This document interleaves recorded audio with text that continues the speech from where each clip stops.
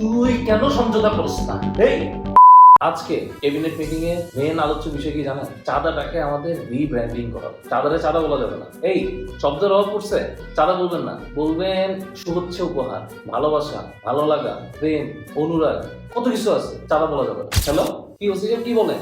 চাঁদা নিতে গিয়ে ধরা খায় নাই, বলবেন সড়কে শুভেচ্ছা বিনিময় করতে গিয়ে ধরা গেছে, শুভেচ্ছা বিনিময় করছে ভাই। হ্যাঁ, ছেড়ে দেন। এই ওর সাথে এখানে সেটেলমেন্ট করা যাবে না, এই রুমের মধ্যে সেটেলমেন্ট করলে তো হবে না। ওরে সড়কে নিয়ে যাও, এই রোডে নিয়ে ওর সাথে একটা সমঝোতা করো, টাকা পয়সা যা লাগে রোডে নিয়ে গিয়ে তারপর একটা সুন্দর সেটেলমেন্ট করে তুমি এখানে চলে আসো। ইনডোরে করবা না, রোডে করলে সমঝোতা হয়ে যাবে। তুই কেন সমঝোতা করিস না? এই সমঝোতা করবি একদম বলেছি, কিন্তু রোডে একদম মায়ের ছেলে, তুই সমঝোতা করিস না কেন? কিরে, তোরে ভালোবাসা কেমন দিছি? তুই আজকে থেকে আমার সাথে সমঝোতা কর।